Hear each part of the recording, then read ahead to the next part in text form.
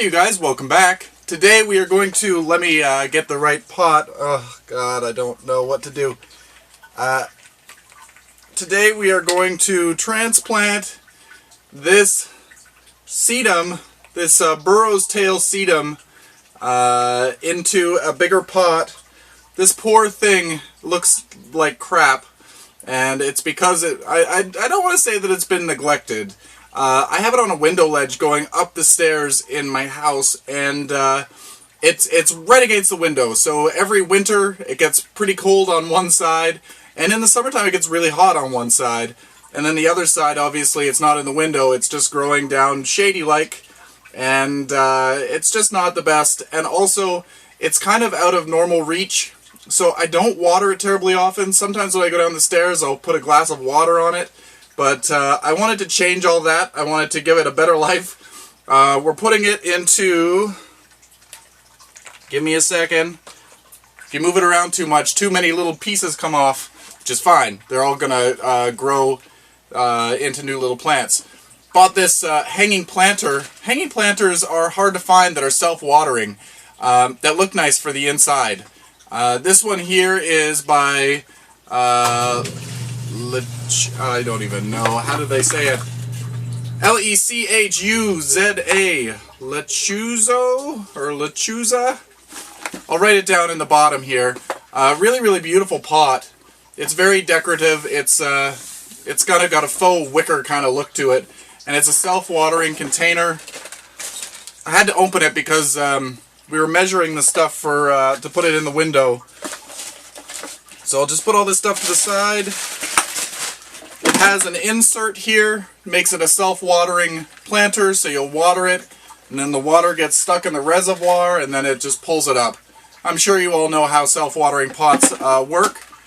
There's lots of how-to videos on to do DIY self-watering containers, but I was thinking about doing that, taking a pot that didn't have any drainage holes and making that into a hanging planter, but there was a certain look I was looking for. I didn't want to have something that looked DIY. I wanted to have it just look finished. So we're going to use this pot. It's considerably bigger. It's going to have space to grow. It's not going to be touching the window, which is wonderful. I got a pulley system so that it could be up high, and then when I need to water it, I'll bring it down low. Also, a reason why I wanted to go with self-watering is because it has the water indicator. So you know, because it doesn't... I can have it drain, but when it's inside, it's not going to be able to drain. So the reservoir will stay full, so I can judge how much moisture is left in the pot just by looking at the gauge. And that's a key factor to why I wanted a self-watering pot. It's a succulent. It doesn't need water all the time, but it does need water. And I was always afraid to water it because I felt like I didn't want to have it waterlogged. It's better to be on the dry side with succulent than on the wet side. So anyway, just wanted to share that with you. So we're going to plant it in that pot. And so yeah, I'm going to bring you in a little bit closer. And you'll see me try to take this poor thing out of its container. And there's going to be all kinds of broken bits all over the place. But again, don't worry. They'll all sprout little babies. And before long, it'll be just a mass of plants. It's going to be beautiful. So come on in. Okay, so here's the pot. I've got it. It was sitting in this plastic pot that has been deteriorating for years. Oh god. It's just all over the place. This is broken apart, and this used to be a light-up pot, and it was really nice. It would light up all different colors, and now it's just it's been sitting in the light for too long, and it's degraded. So let's just move this off to the side. It'll get thrown away. So what we're going to use for soil here is I've got my seed starting mix, which we're going to use, as well as we need to add something to make it drain a little bit better. So there's already perlite, it's like a peat moss mix. I'm going to add a little bit of worm castings, because I have them, and it'd be a little bit of a nutrient for it. Worm castings are wonderful to use as a soil amendment. And then I'm going to use, this is some of the, it's like a turface sort of thing. It's a crushed brick or crushed clay, and this is going to, it'll hold moisture, but it's also going to allow for drainage. Put a little bit more in there. You want to have a well-draining mix. Alright, and then I've got some sand here. You want to be careful when using sand. You want to mix it with other things. Sand by itself holds on to a lot of moisture, but it can add to good drainage as well. For those of you that garden in a sandy garden, you'll be like, no, it doesn't hold on to any moisture. But in pots, it can stay quite wet for a longer period of time. So now we also want to, well, I'm going to add a little bit of orchid bark. This is a medium orchid bark. The reason why I'm doing this is because it adds airflow to the root system. Airflow will cause the mix to dry out a little bit faster. And with a succulent, if you ever experience a really, really moist soil for any length of time, you'll notice that you'll get a lot of rot going on. And by adding this extra little bit to it, it allows better airflow through, and your mix can dry out a little bit faster. I'm going to add a little bit more bark. This is just my own personal preference. You could go and buy a pre-made cactus soil. And I was going to do that, but I just didn't have time. I forgot about it. You'll find in the cactus soils as well that you find bits of wood in there as well. At least in the mixes that I find you do. Alright, so this might be enough. I might have to make some more up. So we'll set that to the side. We've got this shedding all kinds of bits and bobs. Oh my god.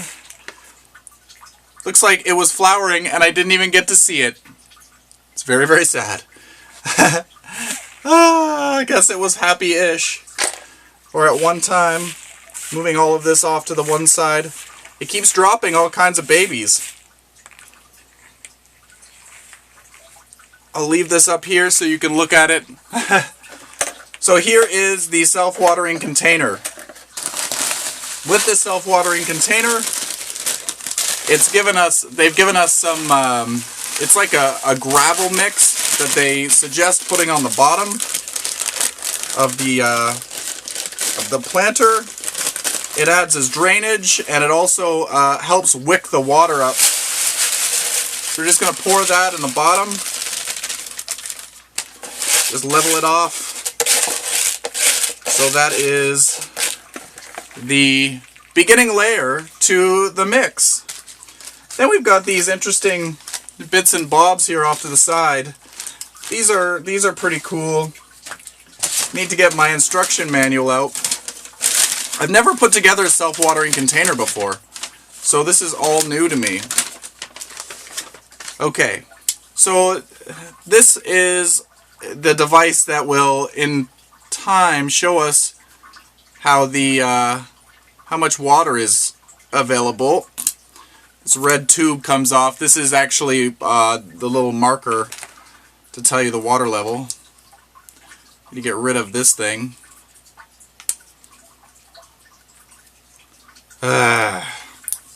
Alright. Okay, so now we've got this. We've got this little black tube thing. I like how technical I'm getting. This goes in the bottom like that. This is all going to rest down in the bottom of the container. This is going to show us the water level. So then we've got that. And then we have these items. This is like a little, not a weight, but it's a piece of styrofoam basically. So when the water is down in the reservoir, the styrofoam will float. So it shows us whether it's full or whether it's empty.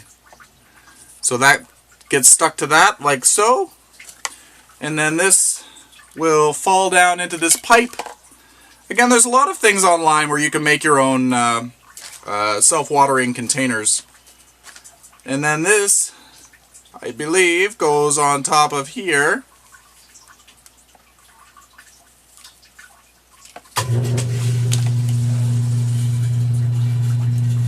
There we go. And then this goes on here, like so. And as you can see, I don't know, are you able to see that?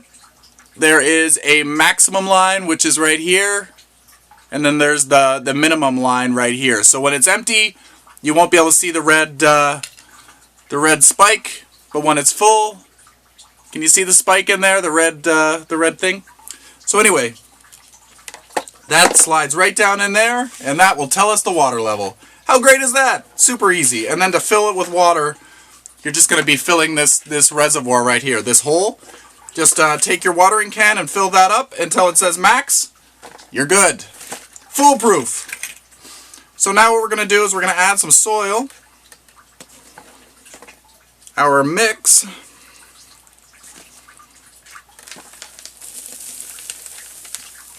I don't know how much of this I need to add at the moment. Let's just fill it up like that. Now we're going to take this out of its pot. This is going to be so hard. It's in a pot, in a pot, in a pot. Oh goodness.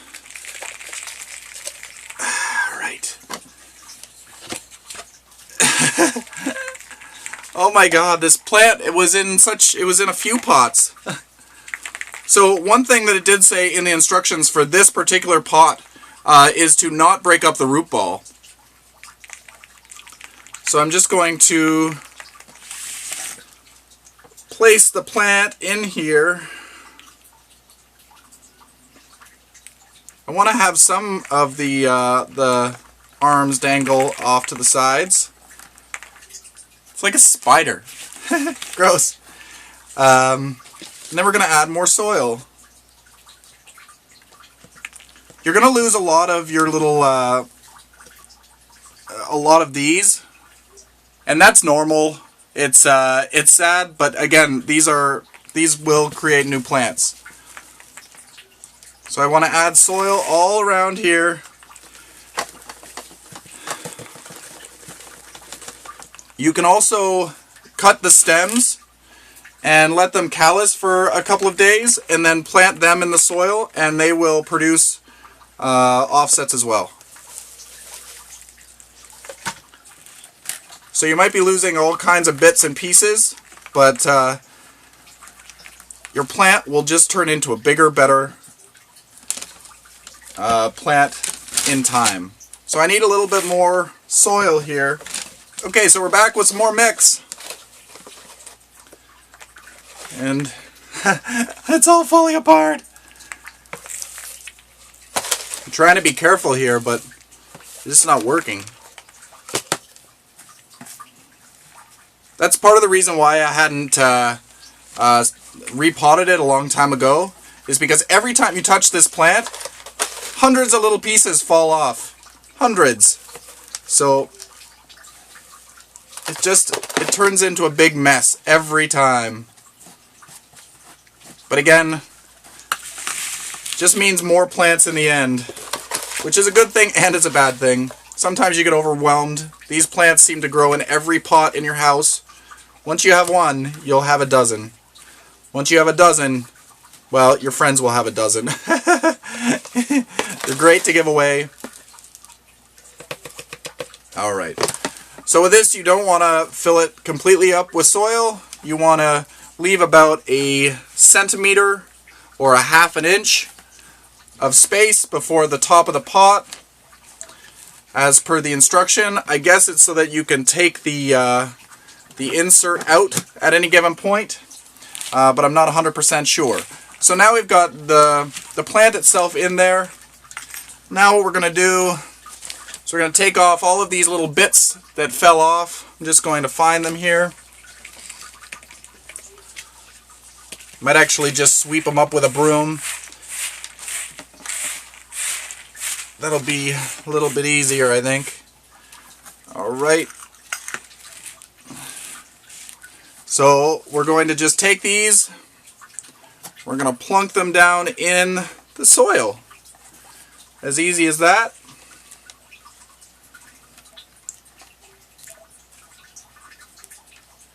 And like I said, these are all going to grow. It'll take a little bit of time. In the summertime, it's going to go crazy. And I'm going to take all of these little bits that have fallen off. Just going to lay them all down here in the soil. Because there's hundreds of them. When we look back on this in, say, 6 months or so, it will be just full of new life. It's going to be absolutely beautiful. So I'll keep you updated on this one. As I do, stay tuned for more updates. Join me on Instagram. I'm new to Instagram, so I try to post pictures every day, but life sometimes gets in the way. But yeah, also Facebook, Plants and Things What's Growing, also the regular Plants and Things page, and yeah. Until next time, happy growing. Hey, let's give this some water, shall we? For the first little while, it actually recommends to water it from the top. So it wants you to water it from the top because you want the root development first. And then, once the roots start to develop, you can change it to bottom watering. So I'm going to add this water, and then later on I'm going to add some more water to the reservoir right in here. So until next time, happy growing, everyone. We've got this little, I'm going to say it's a 3-inch pot that it's in, so we're not going up too big of a size. With plants, you don't want to overpot because sometimes when they don't feel secure, they don't do very well. So you want to increase the size, one size at a time.